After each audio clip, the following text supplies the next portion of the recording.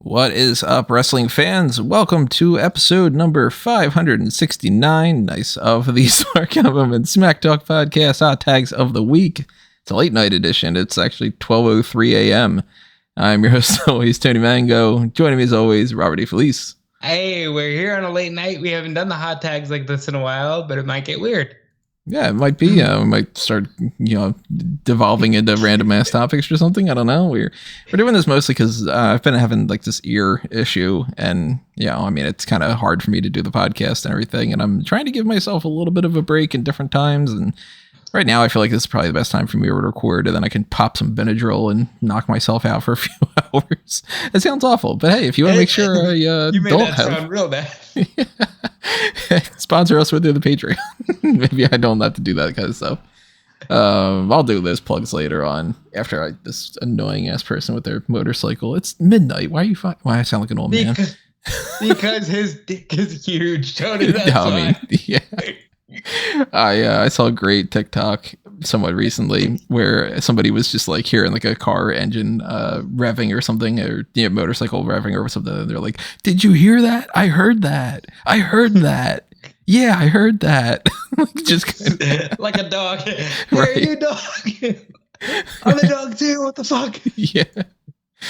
Anyway, what we're doing here is we're going through the hot tags of the week. We're going to be running down these topics that we feel like talking about, some of the TV recap stuff, some of the rumors and gossip and speculation about things, and pay-per-view schedule updates and whatnot. And we're going to be doing more stuff here, so we also want to know what you have to say about these topics. Drop your thoughts in the comments below. If you're listening to this on YouTube, then make sure you do all the good stuff that you do to support a YouTube channel, like subscribe and hit the like button and ring the little notification bell. And if you want to help us out on the monetary side of things, like I said, when it comes to the Smark Play stuff, you've got the little thanks button, you got the Patreon, you got the join button on YouTube. The channel membership stuff gives you access to the same thing as the Patreon, so there's no use in doing two. But if for some reason you want to do two, I don't know why you would, then you got the Darkcast tier, you got the Pick a Poison tier, you got the even just $1 a month or the Smarks Club or anything. Or if you got the money in your wallet to do it, the $5,000 tier or something like that. I think that would be kind of nuts, but hey, we'll figure something out if that's the case. And if you want to pick up some merchandise, we got Redbubble and TeePublic. But essentially, what we're saying here is anything you do to help us out is something that's greatly appreciated. So whether that's just listening to this episode and hitting the share button and passing it along to somebody who you're like, yeah, check out this podcast, these guys are cool or something, always makes me smile when I see somebody like tweet that out or whatever. So thank you for listening. Thank you for being here. And thank you in advance for your comments. So as I said, I've been having this little ear issue going on. So I've got only one earbud in, hoping that the sound is okay going on right now. It looks like the sound volumes are okay, but I'm not going to be able to hear it correctly. So if it's weird, let me know.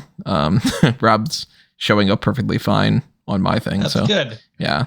It's always good when I show up perfectly fine. I clicked on an old episode of the Review to a Kill the other day for the Thunderball review because I wanted to go back and listen to a portion of it that we had been joking around, and I was like, man, the audio levels are so off. Like, that's before I could tweak this setup a little bit better, and that always bugs me when that's the case. So it seems like it's been working fine. What was our best Thunderball gag?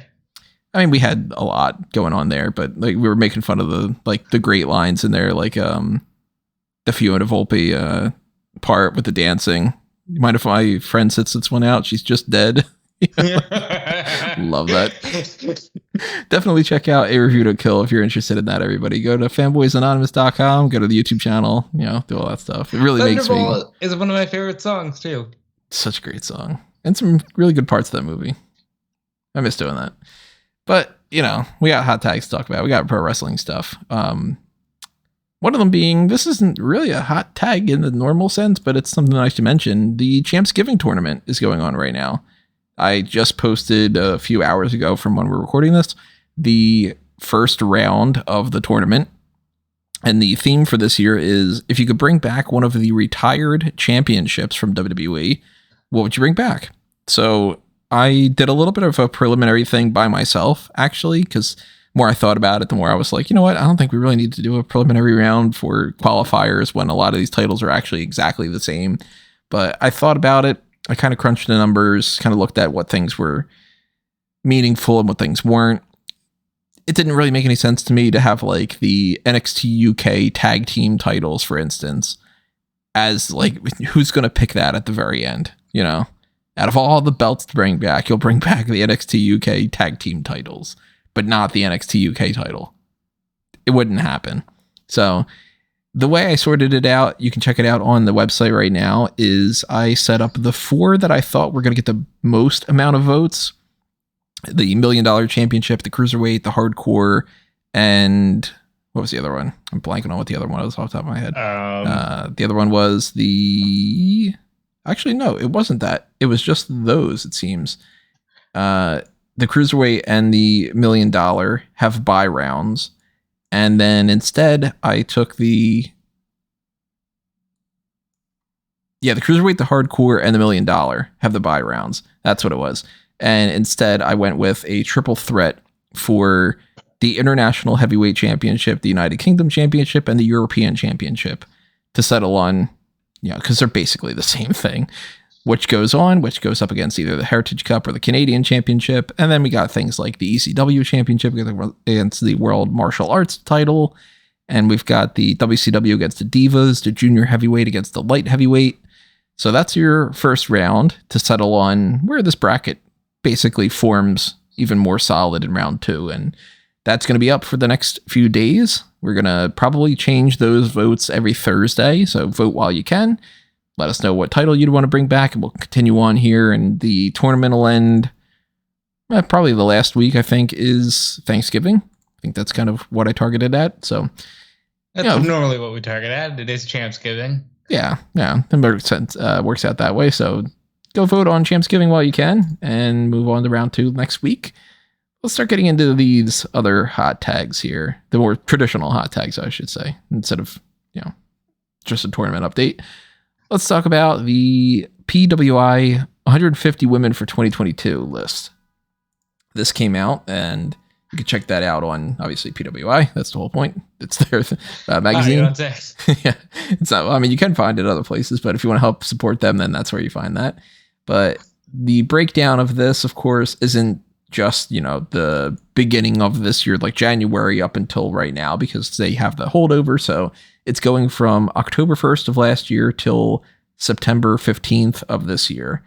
And we're not going to run down the whole 150. That seems, way too much, especially because I couldn't tell you probably maybe a third of these names, maybe even more. Like, they got a lot from Stardom this year, right? Yeah, and I mean, and some of them, I don't know where they are from at all. Like, number 150 is Hyper Misao. There's Riley Shepard, Kayla Sparks, I've heard of, but I can't really place what she is. I think she's AEW, right? Yeah. Like Dark Elevation. There's Danny Moe. And she's also done like a lot of Raw Dark. Since, now in the Triple H era, they do enhancement matches. Yeah. There's like Freya the Slayer, never heard of her. A couple people that I have heard of, but I haven't seen much of them in the past few years, like Natalia Markova. I haven't seen anything of her in God knows how long. The biggest name that is the lowest on this list is, at least from my point of view, is Kylie Ray at 143, but that makes sense. She hasn't been around all that much. And then it's 137 is Shotzi. What do you think about that? Her being so far down like that. I get it. It's been a rough year for her. Mm-hmm. I'm hoping she comes into prominence now that we're in the Triple H era. I'm surprised that she's not only that far down in that way, but more so that she's not that far away from Ty Mello. Because I would think Ty would be a lot higher up than 127. Ty too. Ty didn't do much this year, Tony. She's kind of just been like with Sammy. Still, I think that, I mean, I guess it depends on what some of these people, but they've got Sky Blue 17 spots above her. Has Sky Blue really done anything? Like in the other federations or anything? Sky Blue, not really. And Marina Shafir is 118. Shafir really above, 10 spots above Mello? Actually, Shafir is only one spot lower than Alexa. That just seems crazy to me. Again, another one with a rough year. Bliss, another one with a rough year. There's somebody named Taryn from accounting. Oh my God, we know who that is. Is it Taryn Terrell? No, but like, I believe she's done some dark matches. I like that her name is Taryn from accounting. I'm just gonna. That's a great wrestling name. She should be paired with Kiana James. I'm looking at her Twitter right now. TFA Wrestling. She actually is named Taryn from accounting. Okay. But how do you feel about that when you have like people gimmicky who have just sort of dived full hard into, yeah, I'm never gonna really make it. I'll just be Taryn from accounting. There's always room for enhancement talent. Look at somebody like Brooklyn Brawler. Yeah, I don't know if everybody wants a Brooklyn Brawler career though. No, I mean, they probably started out all thinking that they're going to main event WrestleMania, but very few people do. And for every Stone Cold Steve Austin or The Rock or John Cena, there's 300 different people that you've never even heard of, and then 200 more people you've heard of, but they haven't accomplished anything, and then, so on and so forth. So if you want to just turn into this kid, if you're a couple years into it and you're not going anywhere and you want to be Taryn from accounting, or maybe you want to make that like your gimmicky career or something like that, go for it, I guess like when you're doing the Weekend Warrior gimmick, it's okay. Yeah. So I'm looking through this list, seeing a couple names here, Red Velvet's on there, and a lot of names that are, obvious. Like you're going to see on the list somebody like a Dana Brooke, even though she's just been the 24/7 champion. You're going to see people like Athena. You're going to see Ruby Soho, et cetera, et cetera. You got JC Jane and Gigi Dolan right at the same spots, 49 and 48. That's absolutely fair. Makes sense. Yeah. I mean, they're doing their thing at NXT, but at the same time, you're talking every company out there. So there's not too many people that are actually above them if you think about it that way. It's not bad. Especially considering Sasha Banks is number 26 and she's been gone most of the time. I know Naomi's 47 and like it just sort of says, yeah, and she's been away and she's been like walking the red carpets, which I think is awesome, by the way. I know I've said that a lot, but like they're just totally owning life right now. And that's super cool to see. In that top 20 something range, any of them stand out to you? Not really. I get it though. I feel like, as weird as it is to say, women's wrestling feels like it's taken a bit of a backseat in the States recently. I'm looking at this list and I'm thinking, I mean, I can't judge somebody like number one is Siri. I don't know how to pronounce it. Siri. I have no idea who she is, so I can't judge her. But if she's you take a Stardom out fighter, she has like MMA experience as well, I believe. I saw something about her being in UFC or something, but like I can't judge her, and I can't judge even somebody like a Taya Valkyrie that I know who she is, but I'm not actually seeing any of her work in Impact. But if I look at just like the AEW and the WWE list on here, I'm still kind of wondering where they're getting some of these, because it's like Dr. Britt Baker's number 13. And she's a couple spots below number 8 being Charlotte. And Charlotte's been gone a good portion of this, whereas Baker's actually done some stuff. And okay, so let's examine this. The evaluation period is October 1st of last year, which when you put it like that, you go, yeah, Bianca Belair number 2 makes sense. Mm-hmm. Thunder Rosa makes sense at number 3. Becky Lynch makes sense at number 4. Jade Cargill, of course, she's had a great killing year. Everybody with the TBS title. Jordan Grace, I know, has done a lot of good things. I can't offer too much insight on the Stardom side of things because I don't watch. But like Ronda Rousey's number 18. Yeah, and I think like, I don't know, maybe she won the Royal Rumble. She would have headlined Mania except for this guy called Stone Cold Steve Austin. She won the title right after that. She won Backlash. The I Quit match. She's been in the championship picture, and she's provided nothing but star power to women's wrestling during a time where I think women's wrestling is in desperate need of star power. And they have her one spot below Liv Morgan, who, yeah, she won the title for the first time and everything, but she won that through the Money in the Bank, and she was kind of booked poorly as champion. So I can see them being at least somewhat in the same range, but I wouldn't think I'd put them necessarily that far down. And I know that the body of, the governing body, I guess I should say, of the people who voted for this, pretty well versed in the women's wrestling media. And I trust them. I just feel like it's weird to me that, like Willow's higher than Ripley. And I feel like Ripley has more star power, but maybe it's because Ripley didn't wrestle that much. I don't know. Like, it's hard to really put into thought what they did and how they decided this. I'm curious how that would be the case, but it's not like we can ask them. I would love to be involved in one of these sessions one day, just to like give my thoughts on who I think should be at the top of the list. I mean, I wasn't voting on this list because Sasha's 26 and Deanna's 19. And if I was voting, they'd be 1 and 2.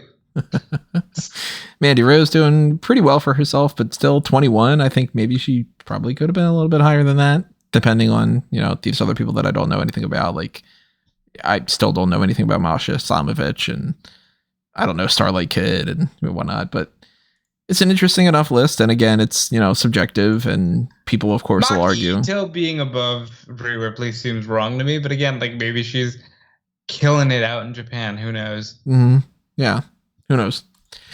So that's one of those end of the year lists. You'll see a million of them. We'll have our own highlights and low points and stuff at the end of the year coming up in a few weeks at this point, where we'll run down, I need you to stop ending my year. How about that? In a couple weeks, we'll have our Royal Rumble predictions, and I keep jumping ahead on things like that. I was telling Caroline the other day, I'm like, in a couple hours, we'll have been married for a year. She's like, a couple hours, it's a couple days away. I'm like, we can count it in hours. But yeah, that's coming up to a year. Isn't that crazy? Yeah, it's absolutely crazy. Like, it feels like just yesterday in a lot of ways. So speaking of time, I'm going to give you some homework on this podcast. We're going to do this as an impromptu thing. I didn't tell you about this at a time. By the end of this podcast, you are going to plug an active link tree. Okay. We didn't talk about this, but yeah. Sure. That'll be something that you can work on while we're going through this.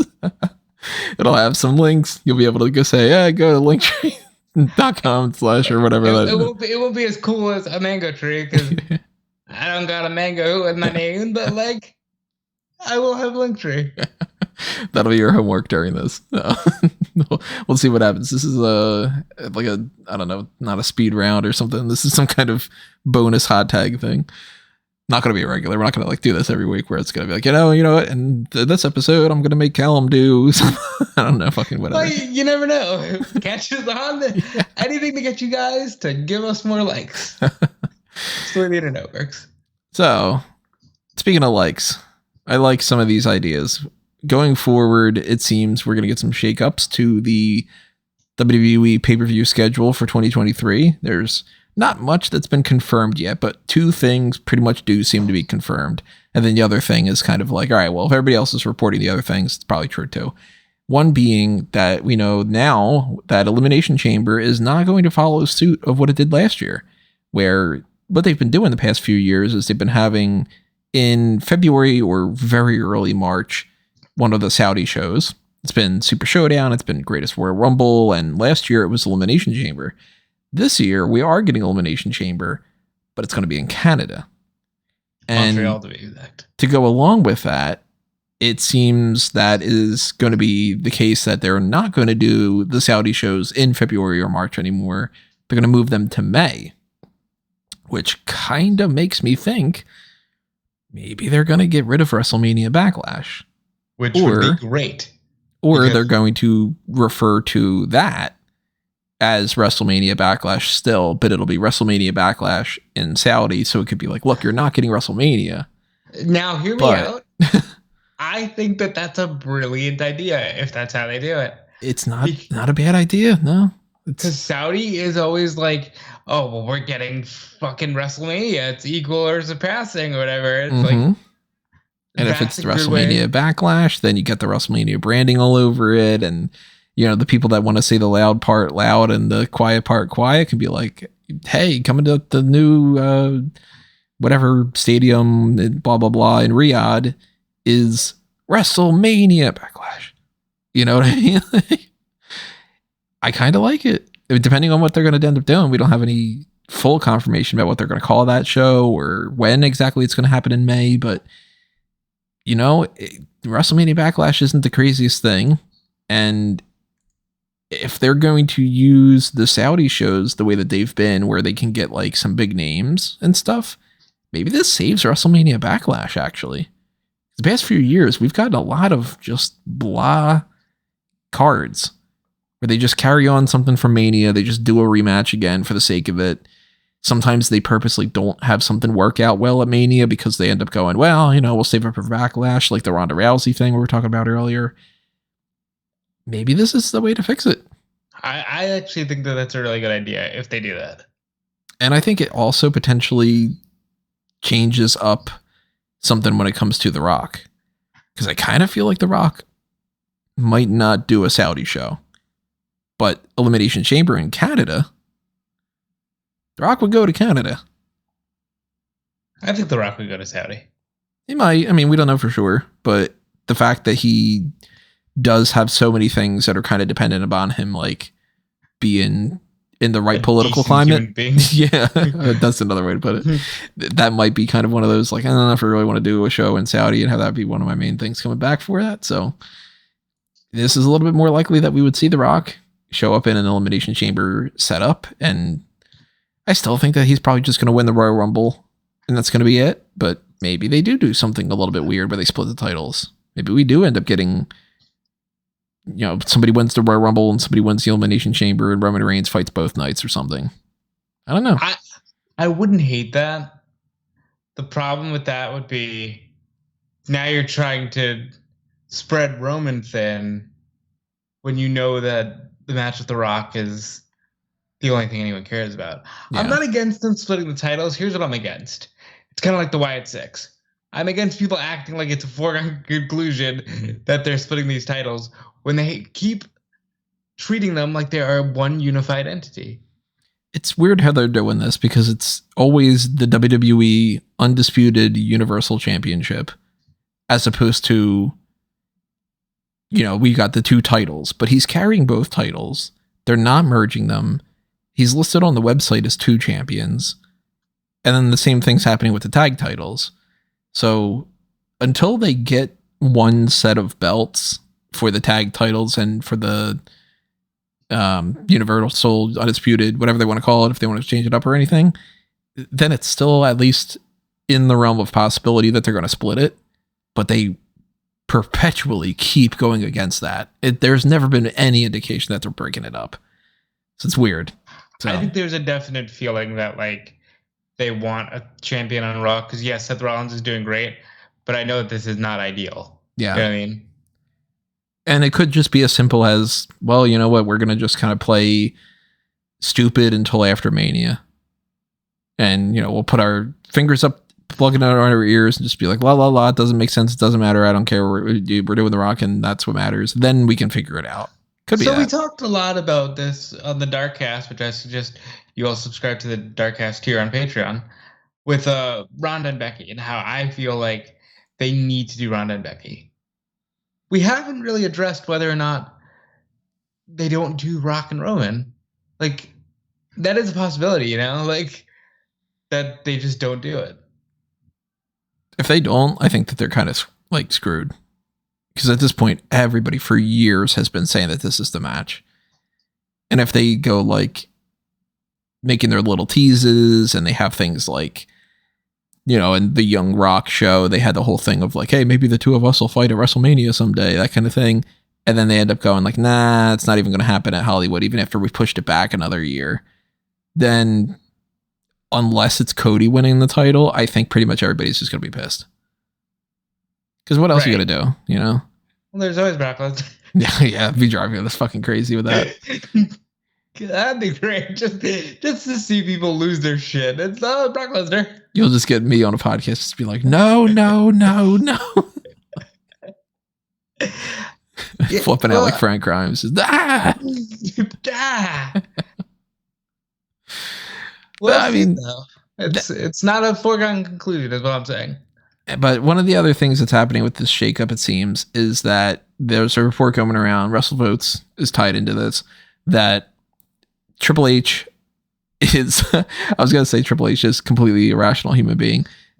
He understands that Hell in a Cell is stupid as a pay-per-view, and that he wants to take that away so that we can bring the Hell in a Cell match back into prominence, where it's like, look, let's only do Hell in a Cell when it's justified, instead of it's that time of the year and then this feud has to be that because that's what the pay-per-view says. And look, I mean, if you examine it in the years prior to that, they were still doing it like it landed on June 3 years in a row, right? But they were at least telling a semi-decent story to get you there. Sometimes it was just, okay, these two have been feuding for a while, let's put them in Hell in a Cell. It's not like, oh, well, we're putting them in Hell in a Cell because they have to be. Because the name of the pay-per-view says so. So I like the idea of that Hell in a Cell going away. I'm hoping that we never see TLC again. I am hoping, of course, that they continue on with this idea and we don't get like... Yeah, I mean, I like something like Clash of Champions, but I don't think that Clash of Champions should be... it's that time of the year where all the titles are defended. Why? Why not just do it when it needs to be? Or my better idea that I've been pitching for the past few years, I'm like, why don't you make that a week? Make it Clash of Champions week on television. Every episode, all the NXT titles are on the line. SmackDown, all the SmackDown titles are on the line. Raw, all the Raw titles are on the line. Get some viewers. Clash of Champions week, you know? Yeah, I would be all right with that. Like, I think that we're going to get a much better pay-per-view schedule. Or maybe, maybe I'm just too optimistic for the Triple H era. Yeah, could be that too. We never really know for sure until it starts getting underway. But Survivor Series, War Games, that's a gimmick. Royal Rumble is a gimmick. Elimination Chamber is a gimmick. But I think that they all serve a purpose. Survivor Series a little bit less. Royal Rumble, of course, you don't need a setup for it. You could do that at the beginning of every year and it works perfectly. There's no problem. Elimination Chamber, I think it's in its perfect spot. You do it either as the champion is defending and trying to earn their way to Mania, or you do it as somebody needs to win the number one contender spot. And they already lost the Royal Rumble, so they got to go through another hard match. It's perfect. Money in the Bank, I think it's kind of perfect. But I don't think we need Hell in a Cell. It's not that we don't need it. It's just that, like, that's a match that you can set up organically. You can do Hell in a Cell at any pay-per-view. Yeah. Yeah, they proved that last year when they took it to Saudi with Edge and Rollins. And it was good. Yeah, you could use that as like a main event of SummerSlam. Or you can spice up something like Extreme Rules and be like, you know what, that's going to be a Hell in a Cell match. Fuck, yeah, okay, well, we haven't gotten that in a while. That kind of thing. Sometimes absence makes the heart grow fonder. How's that link tree coming along? It's going to be here by the end of the night. So that's a thing. That's an update to potentially some pay-per-views going forward. Here's an update to something. This is an unfortunate, sad situation, but something in AEW that they've updated the name for. Their lead video engineer, Brian Muster, had passed away. And this week they started calling the interview section where Renee Young was doing her backstage interviews, the Mongo Position. Right. I guess, like, this is something that obviously we don't follow the backstage personnel as much as we follow the wrestlers. This came up about last week and very sad news, but they are going to honor him. And I think that that's great, like, because it's the gorilla position named after Gorilla Monsoon. Now they have their own, reason to name it what they call it. Yeah. And, they've been doing the whole It's Wednesday night, you know what that means, which is a tribute to Brody Lee, and then you got like some of these things happen naturally, and unfortunately, of course, that's not the best way that something comes down like this. But I think that that's really nice. So yeah, I do as well. let's talk a little bit about the. I guess I don't know if you could really say if it's like just a rumor or an invalidated report at this point or whatever, but this whole thing about CM Punk's dog. It seems that it's either true or it isn't. Let's put it that way. Very good. Yeah, that's how things work. Yes. As opposed to it being like, okay, this is 100% confirmed. Dave Meltzer, I think it was, had said that this is complete bullshit. So I don't know. Take it with a grain of salt, whatever it is. But supposedly one of the reports is that CM Punk's dog, Larry, in the whole scuffle from, the All Out Brawl Out. The report from Nick Houseman of Wrestling Inc. There's an exclusive from Nick that said when they went into the room and, aggressively opened the door, however you want to frame it, I believe it was quote unquote kicked open the door, Larry got hit. And at a veterinarian appointment that was already pre-scheduled, he ended up having to get some front teeth removed because he was hit with the door. Which I think it was Meltzer had said that's entirely a lie. Yeah. Then Meltzer said, well, from the elite camp, that's entirely a lie. So, of course, the one camp that's the guilty party is going to say that didn't happen. Of course, the other camp is going to say, maybe it did. I don't know what to believe. If it did happen, that sucks that the dog is, caught in the crossfire, of course, because, dog didn't do anything wrong whatsoever. But I also feel like if that's what kicked it all off, I feel like maybe we could have heard about that beforehand, but there was an investigation. Because that's the other part to this. The investigation is ending, and we're going to start hearing more. Yeah, it could be either way. I mean, both stories make sense. That might have been one of those details that just didn't come out until now. Or it could just be one of those, oh, and you know what? That happened too. Oh, bullshit. Now you're just adding random things. Well, because there was also, like, at the end of the Wrestling Inc. report, there was also, and CM Punk was worried that his match with Hangman at Double or Nothing could have devolved into a shoot. Which, like, we did not hear about. Yeah. We know that it's ending because they're showing the Elite on TV, and they're like breaking this into story where it's like, oh, they're being erased from AEW and stuff like that. So we know that movements are being made. But the thing is, if in any case, if this did happen to Larry, I'll say this, that's awful, and no dog deserves that. No person deserves that either. But especially like an innocent dog like Larry, right. Why are you doing that? Yeah. That's good. That's a good way to put it. Yeah. But, the more information that comes about this stuff, the messier it seems that it is. So I guess we'll find out some more information as time goes on, where even more details might be a little bit crazier. I don't know. But hopefully Larry's doing okay. Yeah. Larry seems cool. So let's go talk about some TV recap type stuff. As far as SmackDown for tonight is concerned, the advertisements that they've done is pretty much just, hey, Roman Reigns will be there.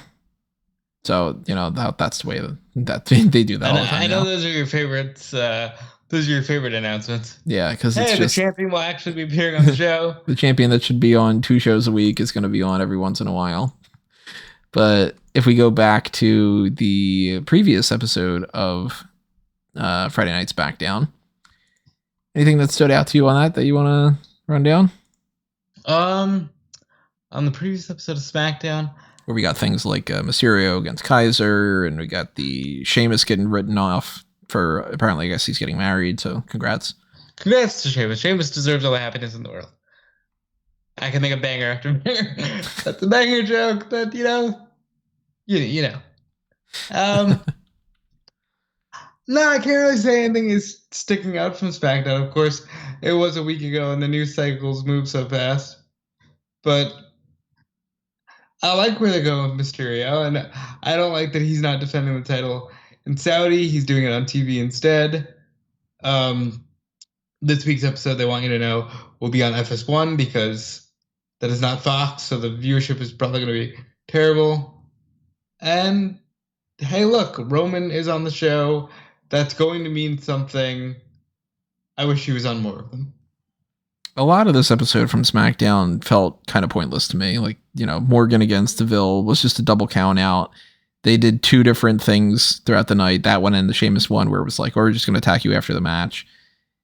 The Harley Quinn gimmick, as people are calling it. I mean, it's not this Harley Quinn gimmick, but it's so on the overdone. nose, and overdone too. It's just, this sounds kind of stupid, but it's like, if you want to take inspiration from another character like that, and you're a hot blonde, why are you going to go with the crazy hot blonde? Like, do something completely out of nowhere. Be like, I'm going to take inspiration from fucking Scarecrow. And be like, all right, how do you bend that into that kind of character? Or like, I'm going to be more of I don't know how they would do it, Clayface or something, like. Wasn't that just an impersonator gimmick at that point? No, you do the actor gimmick. But I wasn't a big fan of a lot of the stuff on SmackDown. They did like a lot of wasting time. Another Bray Wyatt thing that went nowhere. Legado was like, we're successful. All right, let's talk about the Bray Wyatt thing. Because that I do remember. He got the promo about the circle and how he understands what is coming after him now. I'm interested. I think everything Bray Wyatt does is interesting. We've been down this road. You clearly don't. I feel like talking about a circle is very much, yep, you're talking in circles again. This is nothing different than what we've seen before yet. I think, and I said this on Twitter, people got a little mad because I was like, hey, how about we stop fantasy booking the Wyatt Six? Because we don't know what that is, and they've never once come out and said there's going to be a faction, and it's called the Wyatt Six, and then you're going to be mad when it doesn't happen. Like, let's just give it a minute. I'm hoping that there's not a faction. I've said that before, though, so I'm not going to believe every point. But, we had a lot of, like, Strowman calls out MVP, Moss, and then nothing really happens. Logan Paul talks, says the same points again. I don't like that they're building this entire match around, I'm going to get one lucky shot, which means there's going to be a moment in this match where he knocks Roman Reigns down for like a 2 count, and then Roman kicks out and beats the fuck out of him. That's probably the match. Yeah, that's probably how it's going to go. On Raw, at the very least, we had a couple moments that were interesting. We had a lot of Johnny Gargano in 3 hours. I liked it, though. I thought that this was the best that he's had so far, where he actually like showed more character and he was like propelling some stories going forward and everything. That was probably my favorite part. One of the things I liked about it was that there's continuity where, like, okay, he's kind of just done with his Miz thing because, of course, he's friends with Dexter because we watch NXT. And then his wife got beat up, and then he's like, no, not now, Miz. I have to go check on my wife that got beat up. Simple thing, but, like, you never saw, even when they were kind of together on screen, you never saw Rollins being like, oh, shit, let me go check on Becky after she got her head slammed in a car door, like. Right, yeah. Yeah, and I mean, the continuity of Gargano with the Ciampa side of things, too, where he's like, your bad friend, Ciampa's not missing, he's injured. I just texted him. Yeah, and I'll say this Loomis thing has gone on way too long. It really has. I don't know why they're just stalling. I'm assuming it's like an injury thing. But now we're getting somewhere where we know for a fact that next week Miz will either say what the deal is or Gargano is going to say what the deal is. And then when they put duct tape on Gargano, then he's like, haha, wait until next week. I did think about that. Like, well, they'll just take out Gargano. But I think that they know that it's getting way too long in the tooth. Yeah, hopefully. I thought the R-Truth thing was funny. Oh, yeah. R-Truth had 2 good nights. He did. He had 2 really good nights. Because the R-Truth thing was funny because it was so organic. Or it's just like, tell the truth. Out comes R-Truth. I'm here. And then it's like, I don't want the truth. You can't handle the truth. Drinks. Like, I thought that was going to go a long way with helping Gargano out. And, R-Truth and The Miz have their history And that we... yeah, okay, Gargano's a dork. I mean, Mhm. that was on full display this week, but I think that's part of his charm. Yeah. Embrace it. Turn it into the skid. So we got that. We got this, these couple other things, like Elias basically is going to feud with Matt Riddle in the future. They're just easing their way into that, but he had a thing with Chad Gable. We got Omos beating a couple jobbers. We had a thing that I thought was pretty interesting where this ended with Nikki Cross attacking Bianca Belair. Bayley gets a pin, and then she attacks Bayley. Yeah, I like it. I don't know if I like it or not yet. It kind of all depends. It's great. She's supposed to be crazy. She's Nikki Cross. Yeah, they made a point to be like, that's Nikki Cross. She's not Nikki ASH anymore, thankfully. Done with that. What they need to do is put Piper Niven with her. Okay? And maybe Alexa, I saw some people being like, well, Alexa can get back with her now. But like, even I'm not sold on that. What about Tegan Knox? Okay? Supposedly Tegan hasn't been brought back because she's got some kind of a visa issue. Wouldn't being back with WWE solve her visa issue? I don't know. I don't know how that works. Yeah, I don't know why I said that. I don't have any fucking experience as a foreigner, but who knows? I really hope that we do get something good from this Nikki Cross thing. I'm glad she's Nikki Cross. I'm glad women organically headline WWE shows. Yeah, that's just one of those things that we've said it before. You don't need to call attention to it to a certain point, because the more attention you call to it, the more it seems like it's not supposed to be the norm. Right. So when they end up going like, oh, it's Bianca Belair versus Bayley in the main event, it's like, yeah, okay. Makes sense. It's a Raw Women's Champion. Why not wouldn't? Yeah, they're like two of the best women of all time. Why wouldn't they be in the main event? And then when they go like, hey, look at that. It's the women doing that. You go, oh, wait, shouldn't they? Oh, fuck. Well, and then you start questioning it. So, the way that episode went down, those were some of those major talking points. On the NXT side of things, I'm actually going to save that for afterward because I'm going to jump over to AEW, then go back to NXT here. Let's go to AEW with something that I got to admit, I skipped through about like a good solid half of it. I watched all the promos. I watched some of the matches here and there. But the only real standouts to me were, of course, MJF promo, which, MJF gets a microphone. It's going to be great.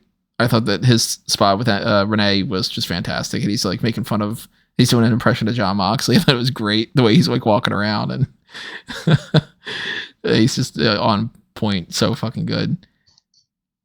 I really thought that the Moxley and Penta main event, I was like, I'm just skipping through because it's like he's not going to lose it to Penta.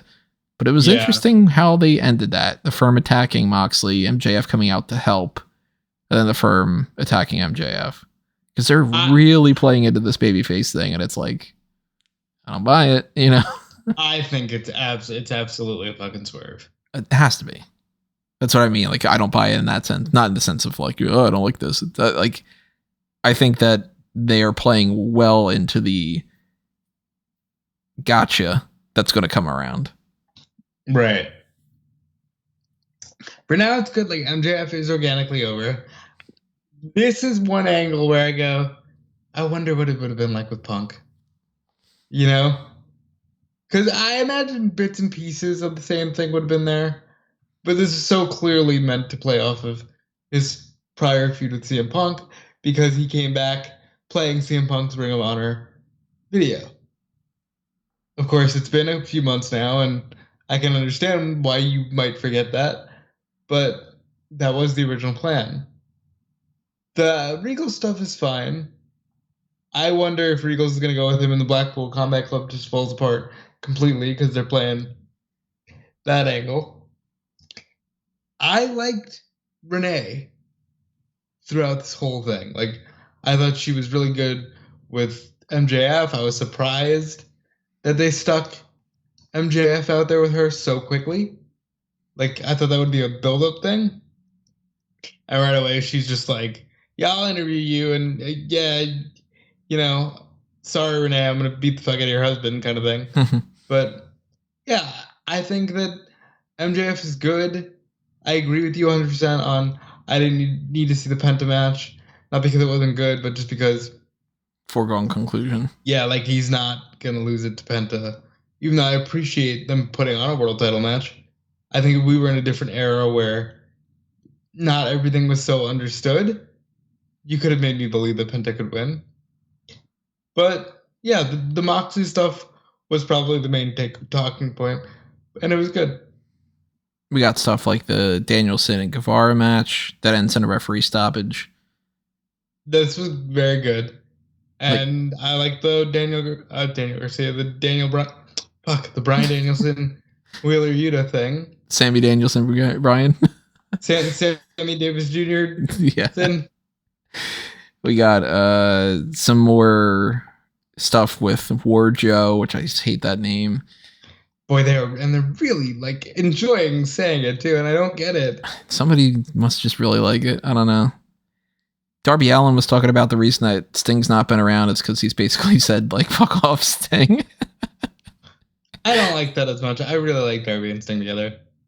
I'm over it to this point. I think that we don't need to see Sting just hanging around Darby Allin anymore. And if Darby is just going to be Sting Jr., then that kind of limits him a little bit. So I'm not opposed to them splitting up. It's just I didn't like the way that they did it, where he's just sort of like, I told Sting I got to be by myself. And he said, okay. And, yeah, I wasn't digging a lot of the things like anything with Saraya and Britt Baker. I think it's just been trash. So I'll tell you what I liked about this segment. Renee Paquette being like, no, you're not going to fight right here. Fucking stop. And they did. I thought that was great. I thought Orange Cassidy was funny. Yeah, they got the thing where Luchasaurus is there and, he's going after all the champions and everything. And Orange Cassidy just interrupts the interview and he's just looking at the camera and just being like, you guys want to fight me for the title? Okay, let's do it. Orange Cassidy's great. He's got a death wish. Why does he keep booking himself in three-way dances when people are just trying to set up one-on-one matches? But, Cassidy's great. Everybody loves him. So keep doing your thing, Orange Cassidy. I forgot to mention this on the hot tags last week, but last Wednesday, Caroline had one of her friends over, and I'm watching Dynamite at that time, or the last Tuesday, because it was Tuesday instead. So I had on NXT and I had on Dynamite, and they're like doing like artwork and stuff like that. They're not like watching the show, but every once in a while, her friend is like looking up at the screen or she's overhearing something and just being like, what? Wrestling is so weird. And I'm like, oh, you haven't even seen like anything at all. And we get to like Orange Cassidy and she's just like, wait, who would they say this guy's name is? And I was like, oh, he's freshly squeezed to Orange Cassidy. He's fucking great. And Caroline's like, yeah, he's actually one of my favorite ones. And so she watched like a minute or two of Orange Cassidy and it's just like, okay, so like this guy's wearing sunglasses and he's got his hands in his pockets and like, what? Like, what's going on? And I'm like, yeah, exactly. Yep, you got it. And I fucking love watching this guy. Let's go back and talk about the other things that are happening in NXT, though. Let's round out these hot tags here. We got Nikita Lyons and Zoe Stark won the NXT Women's Tag Team titles, and then the match got restarted. So I fucking hated this. I don't get to be angry a lot anymore on podcasts, but like this was so fucking stupid to me. And like, yeah, I'm taking this way too seriously. But like, this was so dumb to me, Tony. What referee ever comes out and says, not like, hey, their foot was under the rope. It's, hey, you didn't see a tag. Mm-hmm. Not, hey, you pinned the wrong girl. Hey, you didn't see a tag. For as long as I've been a fan, which is my entire life, you don't call what you don't see.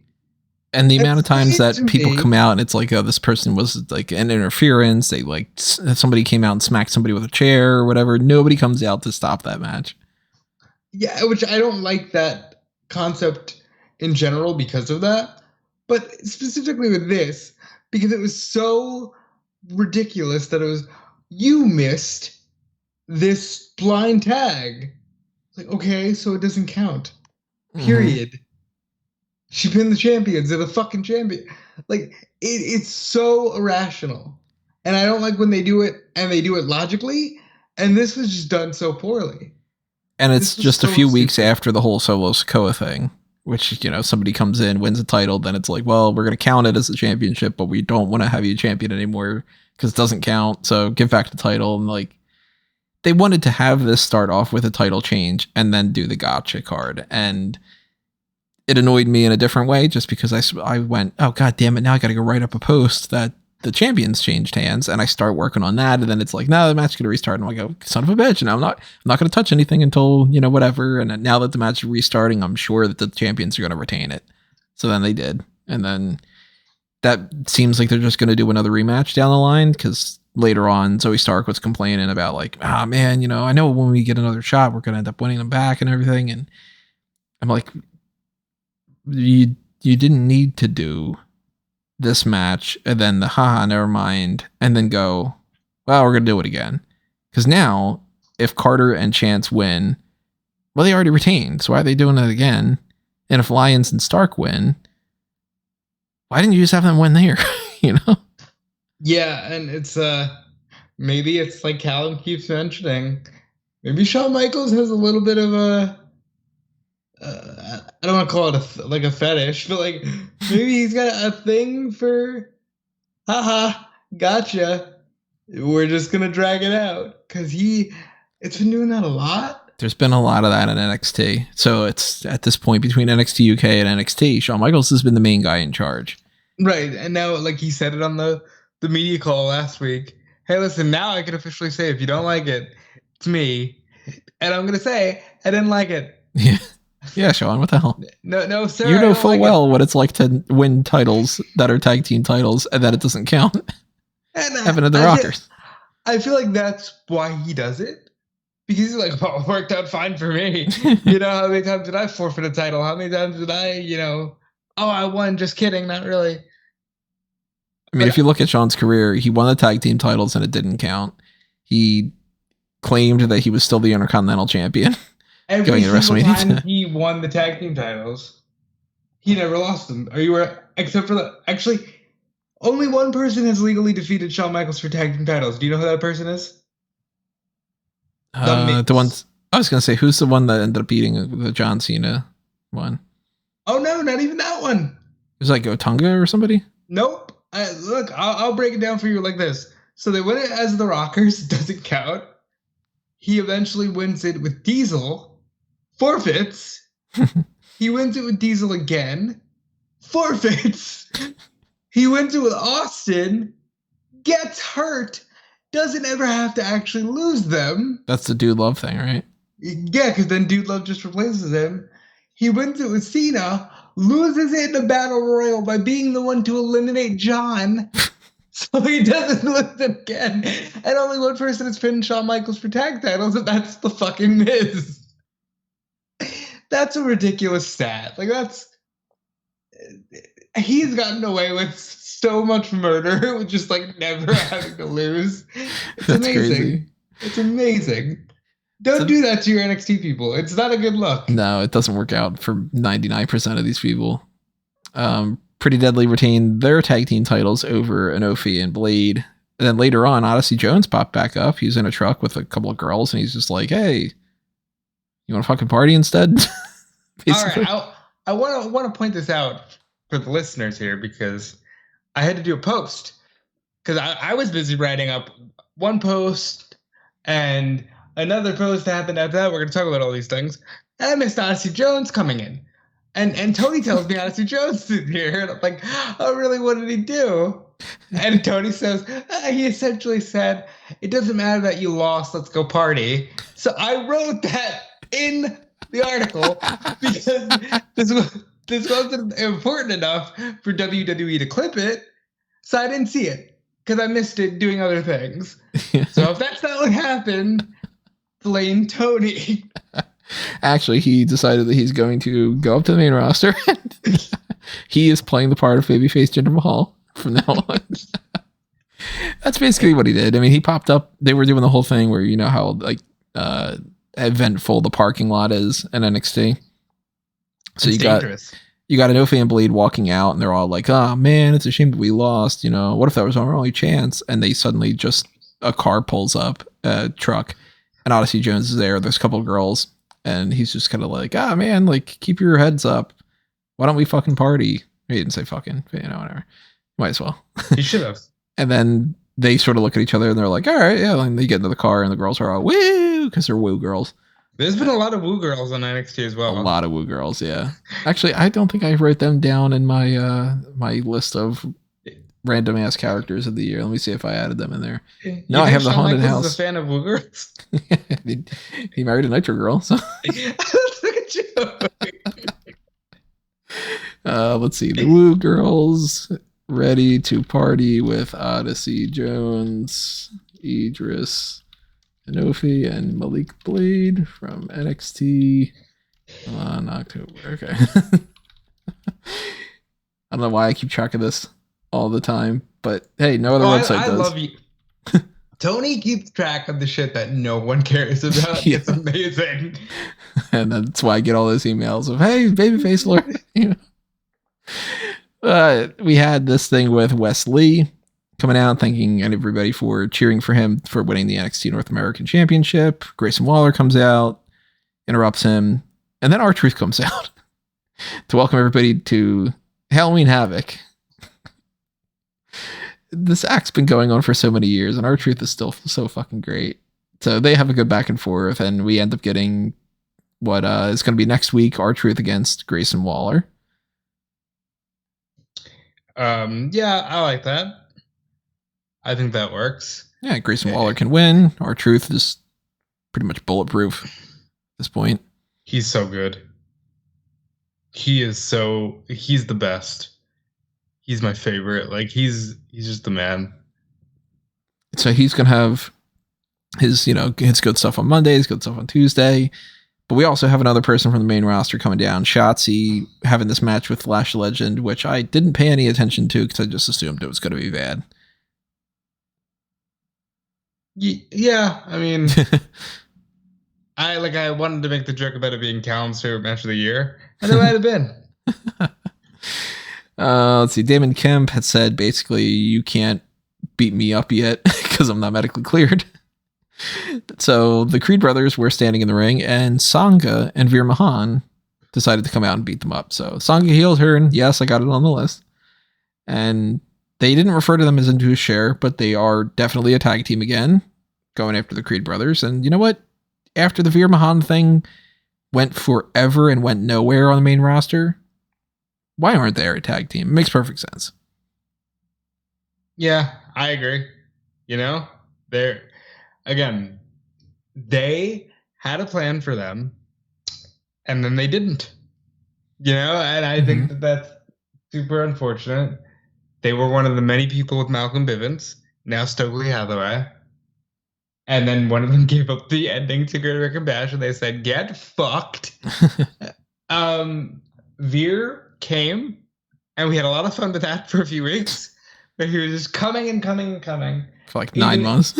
Even Indy Hartwell was like, wait, Veer came during my match? You know, all right, look, we're all children and Kung is funny, but like, I think it's great. And I think what's even greater is Shawn Michaels is like, yeah, they're classy, well-mannered guys. And they're not savages. We don't want to present them as a stereotype. Now, granted, you might think otherwise when you see their ring gear, but if that is what they choose to wear, that's what they choose to wear. Mm-hmm. I like it. I don't know how I feel about a match with the Creeds, but I like it. I originally liked when Into Share first popped up. It was that Worlds Collide show. I remember thinking, you know what? These guys are big. They look like they've got something to them. This was like 4 years ago at something at this point. So, yeah, I want to see where they go in the future. I don't know if I would have really inserted them in the Creed Brothers situation right now, but I'm interested to see where they go. And if this is how they deviate from the Damon Kemp thing and they just move on or something, I don't know. Maybe it's good, maybe it's bad. Question marks for now, but yeah, it's not something that inherently is bad. Like, I I gotta say, I was not at all impressed with the segment where Indy Hartwell is being treated as kind of like a heel, and she beats Sol Ruca, and then Elektra Lopez attacks both of them. I was like, oh, I'm not interested in any part of it. Yeah, I just want Indy Hartwell to go up to Raw. Her whole family is there. Like seriously, they're all there at this point. It's stupid that she hasn't been called up. It is kind of weird that every single one of them is on Raw except for her. Like Johnny's there, Candice is there. Her in-character husband is just sort of hanging around the Miz. And her pseudo brother. Like, do something with that. Mm-hmm. You got your brother, you got your husband, you got your mom and your dad. All you do is the dog. Exactly. And your little brother, but he's not part of the show yet. So the two other most interesting things that happened on NXT, we're going to round this out with. Schism's new recruit was revealed to be The Rock's daughter, Simone Johnson. Her ring name, as we've mentioned before, is Ava Raine. I think that makes a lot of sense, actually. How do you feel about it? I'm not super into it yet, in the sense that I'm like, oh, this is going to be the best thing ever. Some people are, but some people are, they just, you see that Tamina's got like a red ring gear on, and they're like, oh my God, Queen, she's the best, like the way that people are. And some people are like, hey, Baron Corbin put a new hat on. This is the best thing ever. I am not sold yet, but I think that this makes sense for the name change, at least, because then they can say, like, look, she got swept under this cult, and instead of her being Simone Johnson or Simone Maivia or whatever you want to call her, they rechristened her the same way that they rechristened the Grizzled Young Veterans. We got Jagger Reed, we got Rip Fowler, so why wouldn't she be another name? Ava Raine. Okay, now it makes sense. The fact of the matter is, no matter what this girl did, it would have been a complaint. That's how so many people that I like, that I work with, were like, oh my God, I can't believe they put her in this group. It's like, I can. And it's going to be great. Because now she's doing this. And if she fails on her own. If she succeeds in spite of this. And we can all have a happy laugh about it later, just like we all do about Rocky Maivia. But here's the thing. You couldn't call her Simone Johnson, because some douchebag on the internet's going to be like, oh my God, she's biting off her dad's charisma and legacy, and she's not even half as charismatic or good looking. Like, so you're going to get some dickbag that does that. Mm-hmm. Then you're going to get, if you name her Simone, like how Charlotte was just Charlotte, you don't have that benefit of being like, hey, care about women's wrestling because The Rock's daughter, because women's wrestling has evolved and they're actually really, really good. You don't even have it like, you couldn't call her Roxanne Maivia. You don't even have it like that because, let's face Roxanne Perez too. Well, yes, but let's face Roxy Maivia was the one that I was thinking that they were going to go with. Like Rocky Maivia, as cool as that was of a tribute, it was paying tribute to his father and grandfather from like 15 years and beyond. That legacy, because of the way time moved back then, as weird as it is to say, it felt like a long time had, transpired. And it's like, oh wow, you're paying tribute to this great legend. Well, you can't call yourself, Roxy Maivia, because they're gonna go, you're making her bite off her dad's worst gimmick. Especially if you're debuting her a few months before The Rock potentially comes back. And then if you call her fucking Pebbles or some, like, you're gonna go, oh my God, that's really the best she came up with. So yes, let her be Ava Raine. Let her do this thing. It's not like it's some random name like a Michael McGillicuddy, where we're not even gonna acknowledge who you are. We're acknowledging who you are, but we're also saying you're gonna do your own thing because you're in this weird cult, and now you feel like you're, I thought I had everything growing up, but yeah, the schism has shown me the way. It's great. If it fails, guess what? Roman Reigns comes down to NXT and goes, No, you're not doing this. Here, sweetheart. I know your dad wasn't there for you. I'll be there for you. And then you're good. Like, this is foolproof. This is foolproof. I think it's a pretty smart way of doing it, yeah. The only way that it can fail is if it's just completely unworkable. Like how supposedly, like, Shaw Guerrero, we just never saw her in the ring. You know? Yeah, like if she's just really that bad. And I don't think she is, because if she was that bad, they just wouldn't have put her out there. Maybe. I mean, we never know. She hasn't literally wrestled at all in the ring that we've seen, so she could be good, she could be bad. Until we see it, we can't really judge, but I kind of like that this is how they introduced her. Instead of her just being like, we're running a vignette of coming soon to NXT is Ava Raine. Hey, you might know me as Ava Raine, or you might also know me as Simone Johnson, but you know, my dad has made a big career of himself, and I'm going to be having a lot of pressure, but I'm going to make a name for myself with it. If they did that same fucking babyface thing, nobody would give a shit. So, I like it. At least for right now. I more than like it. I think it's completely fantastic. It's one of the best things that she could possibly be doing right now. Before we go to Scrypts, I forgot to mention the main event was JD McDonough beating Ilya. Why do you do that? It's getting worse and worse and worse to the point that instead of, because I mean, it really realistically, it was like Dragunov. And now I go. Okay. So Ilya was he did tap out necessarily. He passed out. Referee stopped the match. Gets carted off and everything. I don't know where they're going necessarily, but I hope that this isn't just another McDonough versus Breaker match. No, I think we're done with that. I think this is just to boost up McDonough a little bit. Yeah, and it's probably to write off Dragunov for a while. Or yeah, so he can come back in and it's Ilya. But let's go back to the it's so dumb. To the other thing to end this, there is a call to the Performance Center shown on the screen, and it's typed out in the sense like, you know, you've got like the voicemail that records like 911 calls and such.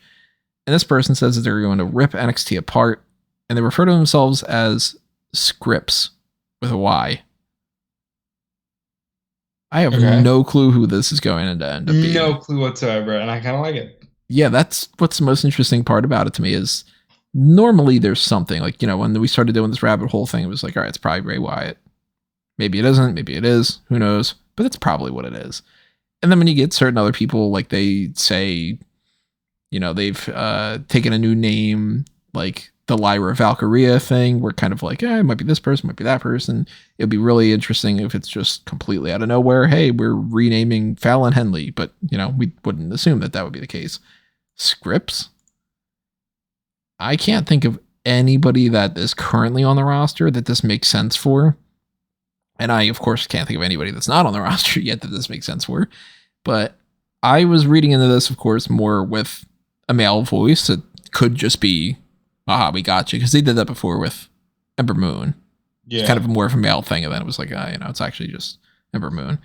But I'm like looking at the list of the people that are in NXT right now. And I'm like, all right, well, I doubt that this is going to be something related to anybody that we see right now. Like, this isn't going to be a repackaging of Bodie Hayward from Andre Chase University. It's not going to be a repackaging of Trick Williams or Cameron Grimes or Eamon Giro. You know what I mean? But for all I know, maybe it's like somebody like they're redoing the Javier Bernal thing. Maybe they're giving him a new character. Maybe this is going to be something related to somebody like a Noam Dar that hasn't popped back up yet since NXT UK. For all we know, maybe this is something related to somebody on the main roster coming back down to the Performance Center, because they are targeting the Performance Center. Or maybe it's fucking Commander Aziz, you know? Dude, that'd be amazing. To go from Pabatunde to Dabakato to Commander Aziz to Scrypts. Dude, you know what? Do it. It's also very kind of artsy, you know? Like, oh, I'm Scrypts and I'm rhyming. I can't remember the words. But hold on, I should just be a professional. Go to the article I wrote. I know how to be a professional. I speak English. Another reference to a Bond thing. Sorry, you weren't expecting that, were you? No, not at all. Diamonds are for everybody. Check it out. Let go of all of your pain, washing away your deepest fears. Listen with your eyes, speaking with your ears. Awaken from the pits you call the dark. Opening up to my soliloquy is just the start. Watch as I come and leave my mark, as I plan to rip all of NXT apart. Sincerely, Scrypts. What does this remind you of? We were talking Retribution? about it earlier. Reminds me a little bit of Retribution, but maybe it runs you Bray Wyatt talking in circles. No, the Retribution thing, it seems even more so that this is just T-Bar, you know, that whole thing, which is cool. Oh yeah, they showed more of that. And it's but T-Bar. We were talking about the idea of Liv Morgan trying to be like a Harley Quinn.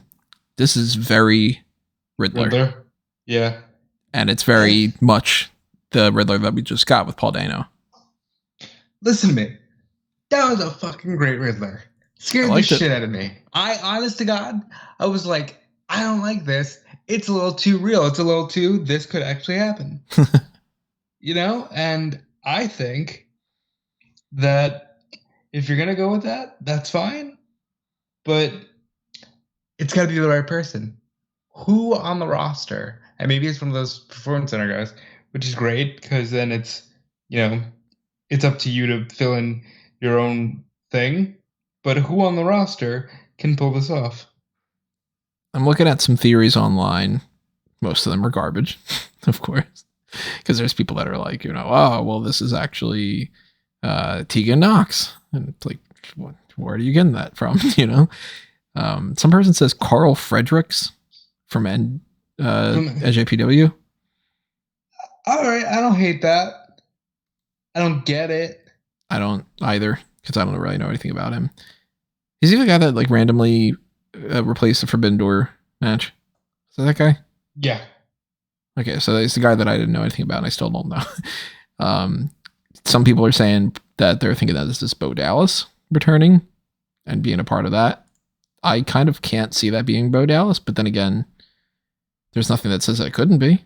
You know, his brother does weird shit, so yeah. I think the only issue I have with that is if you're gonna do that, you can't. If you're gonna have Bo finally be weird, he can't not be weird with Bray. You know? Somebody's saying if there's something that's more than meets the eye, that it's Soundwave. Transformers. I don't think that'll be the case.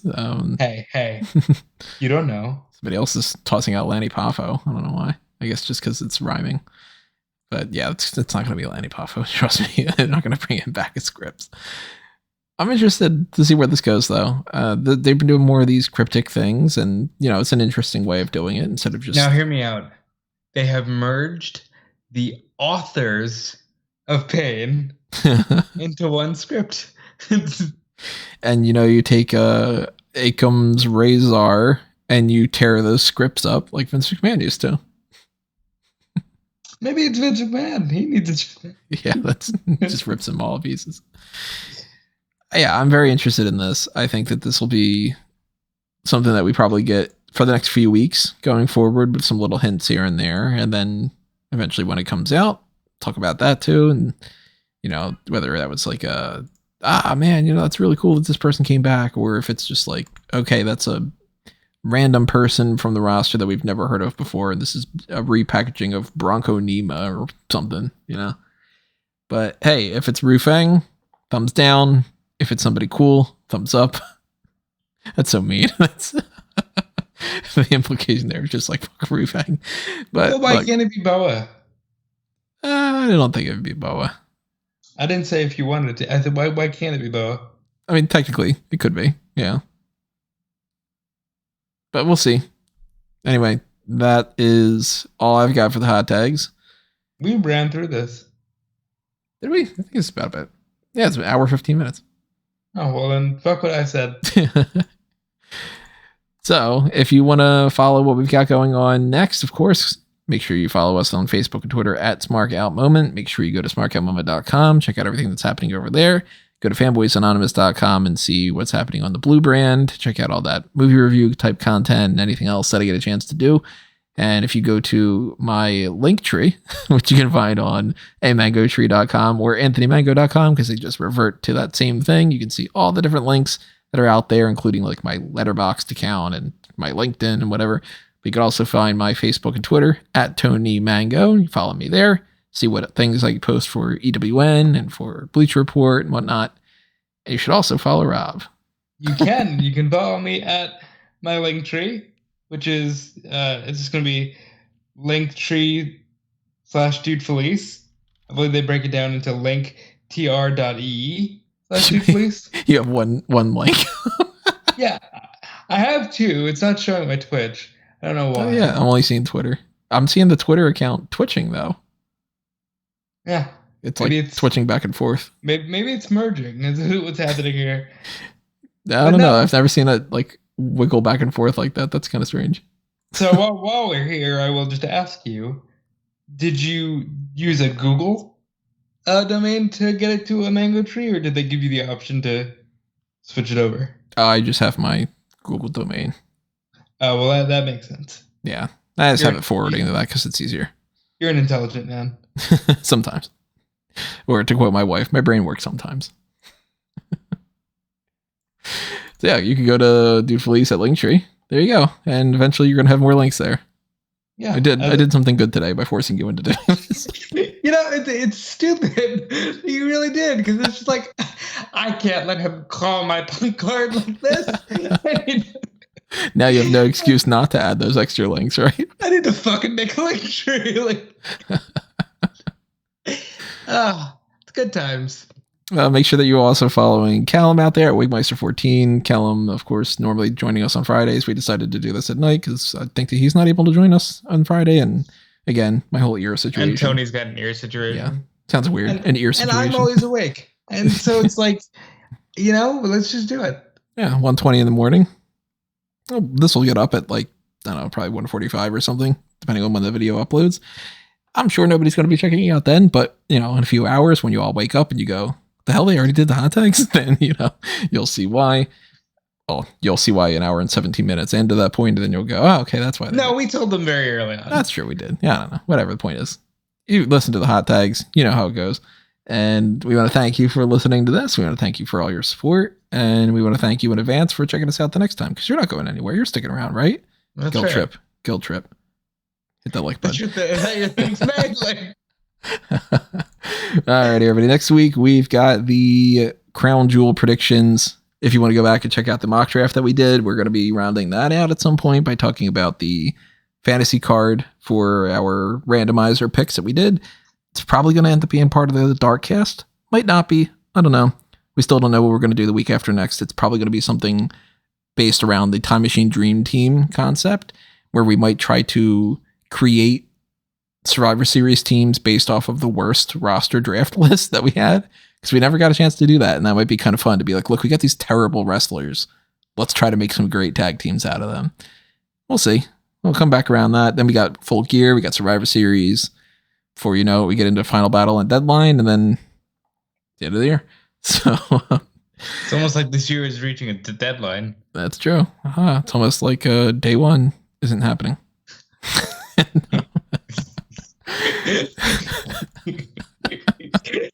Make sure you guys vote on that Champsgiving tournament as well, and we will see you next time, everyone. Thanks for listening to this, as I mentioned before, but for now, this has been another Smark Out moment, and we are being counted out.